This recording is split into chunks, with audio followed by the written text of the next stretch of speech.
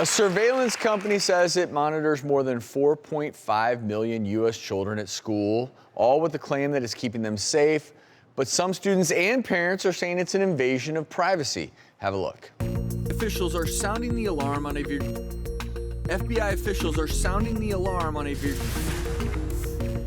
FBI officials are sounding the alarm on a Virginia OB-GYN after a year-long investigation revealed that he's performing unnecessary procedures, including hysterectomies, on his patients without their consent or knowledge. One patient in the FBI affidavit claimed she was told she had precancerous cells, and when the doctor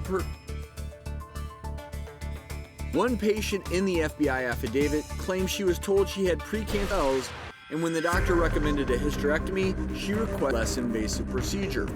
But when she woke up from surgery, she found out he performed a total abdominal hysterectomy and raided her bladder in the process.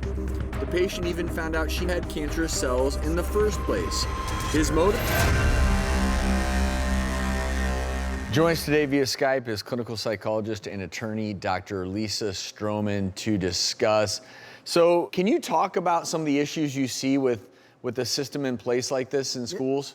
It's essentially a liability issue. So when children are dropped off at school, the schools are responsible for not just their education, but today, as we all know, it is about also keeping them safe on campus, keeping our kids in their best place that they can be. And parents have expectations on that.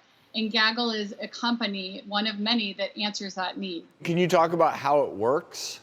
When the student signs on, they basically go on to what is the school server. If they're not using a virtual private network, most students, when they're using their technology, are using the free Wi-Fi that's offered to them through the school.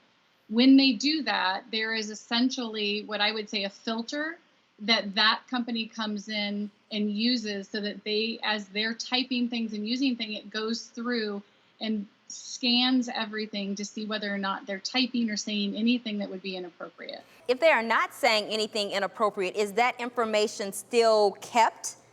What you have to think about is that this is a filter that only basically alerts when it turns on. So think about at home, and when we have Alexa, and if we don't say Alexa, it doesn't turn on. That's exactly how Gaggle works. It looks for certain keywords that they have programmed in or statements that they have programmed, and it only turns on or alerts the system if those keywords are used. What are the triggers? What kind of conversations? And then how are those handled? Because if the system is alerted, okay, how does it decide if this is a false alarm versus something that should go to authorities versus, I mean, how do you handle these things? So the technical part is that if, let's say, a student is using Google Scholar or the Google program at school, Gaggle can come in on the back end, and they basically have AI technology which scans everything that they are doing. And in that, they actually get to see in that document whether or not they say, let's say a term would be, go kill yourself. I don't want to be alive. I'm thinking of cutting myself, or bad language. So all of those things are choices that they get to make, and whether or not they're going to alert the principal at the school. So typically there's a report that gets sent. If it's anything that has to do with child safety, shootings, self-harm, suicide, that typically will go automatically into law enforcement.